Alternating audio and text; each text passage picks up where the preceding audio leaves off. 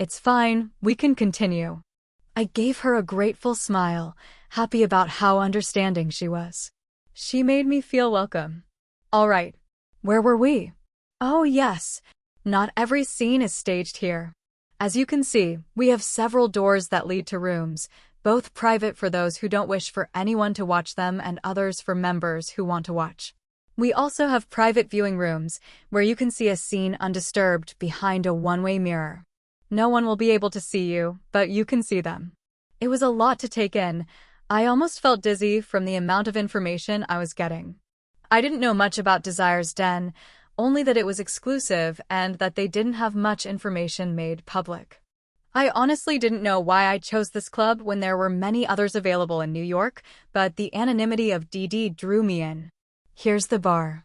We have another one upstairs, but it's only for VIP members, Claire explained further. I had noticed that dark oak was a recurrence at this place. First with the doors, and now with the bar. It was perfect for the sensual setting. As we stepped closer to the bar, I saw padded benches in the same type of oak. Claire held out a hand, showcasing this side of the building. This is one of the sitting areas. I'll show you the other in a minute. If you want to socialize with other members, this is the perfect place to do so. It's a great way to get to know others in this community. There were several people here as well, some in groups and others with just two. Even if I was as prepared as I could be on what to expect at the club, it still shocked me when I saw a woman sitting on the floor with a collar. A leash was attached to it, which another woman sitting on a bench held. She sometimes tugged at the leash, but I didn't know what that meant.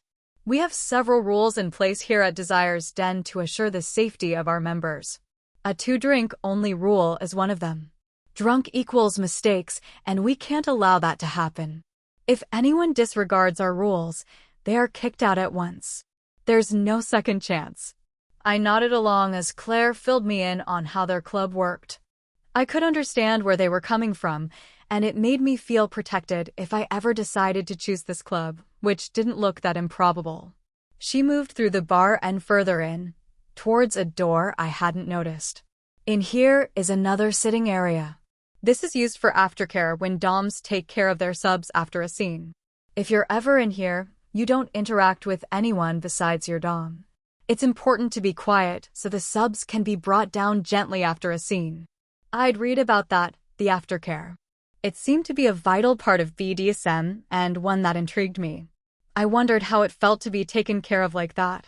Claire didn't go in but instead showed me the door before turning around again. We don't need to go in there. You'll see it if you decide to become a member. Through the entire tour, I'd been so engaged that I had forgotten about my own state of nakedness. When we sat down on one of the bar stools, I jumped a little at the feel of the slightly cold leather against my bare thighs. While a huge part of me felt self-conscious, when I got reminded of my lack of clothing, another part of me felt freeing. There was something that could be said about owning and accepting the body you were born with. Looking around from this new vantage point, I could see most of the floor. On my right side, across from me, were the sections with the different scenes. It was 6 in total, for I hadn't even seen when Claire showed me around. A little away from the sections were the doors, which I hoped I could explore sometime. I saw the stairs going to the upper level, with a man at the bottom, presumably making sure only VIPs got up. I could feel eyes on me, and when I turned, I saw the man behind the bar sizing me up. He was classically handsome, with short blonde hair and blue eyes. I blushed as I looked away. The man wasn't my type, but he still looked good. Want a drink? This one's on me, Claire smiled, tapping her hand leisurely on the bar top. I would love one, I accepted, smiling warmly back. I really liked this woman. Chris, she turned to the man serving the bar. Could we get a gin for me and... She looked quizzically at me. Scotch on the rocks, please. And scotch on the rocks for this pretty lady? Claire finished our order. Chris walked up to us, stopping close by me. Of course. But first, who's this? He asked Claire while he looked at me so attentively it made my heart beat a little faster. Chris, this is Emily. Emily, this is Sir Chris, although he only wishes to be called sir by his submissive. A pleasure to meet you, Emily. I hope you like what you see. His voice was slightly deep, with just enough of a bass to make my pussy clench. After everything I'd seen today, I was beyond horny, and I was desperate for relief. My body apparently wasn't as picky as my mind was. See? Oh, he probably meant the club. Yes, very much, I answered politely. He seemed pleased by my answer and went on to make our drinks. Really? Claire said as he left, lifting her brow at me, looking surprised. I took you more as a margarita kind of girl. I laughed. The first time I ordered a drink at a bar, Scotch on the rocks was the only drink I knew. It was my dad's go-to, and it also became mine. Truth be told, I usually struggled in social settings. At first, I didn't like the taste of Scotch, but it was the only thing I felt comfortable ordering. I would have just stumbled over the names of other drinks if I ordered them, so I didn't. With time, it became my favorite as well. To each their own, I guess. So, now that I have shown you what we have to offer, do you have any questions? If I had questions? I was nearly exploding with them. You mentioned rules. I would like to know what they are. Well, we always give out a list to all of our new members. But yes, we have several in place to protect both the dominants and the submissive. I've told you about the drinking and the aftercare.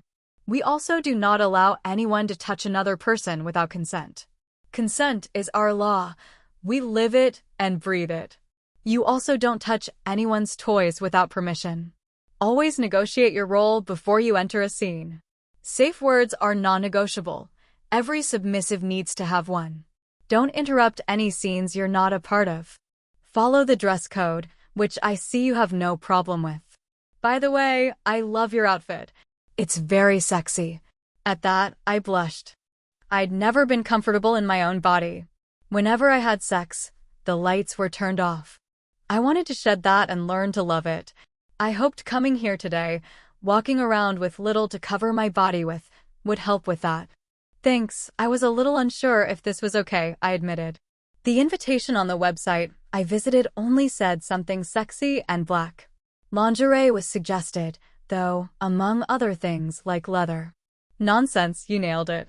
Trust me, I saw at least 10 people eyeing you as soon as you stepped into the room. Wow, I didn't know that. I'd been too nervous to notice. Back to the rules. You are only allowed to do acts of play in the assigned areas. There are a few others, but you don't need to know them now. That sounds reasonable. What about? I trailed off as something caught my eye. At the upper level, by the railing, stood 3 men, all dressed in suits. I couldn't see them clearly, but that didn't keep me from staring. They were tall, with muscular bodies hidden beneath the well-fitted suits that much, at least, I could see.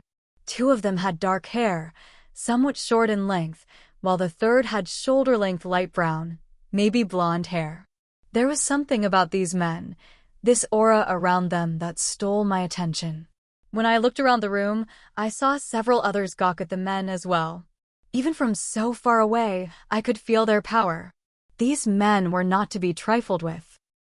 Please download Novels Ago and search the code in the upper left corner to continue reading.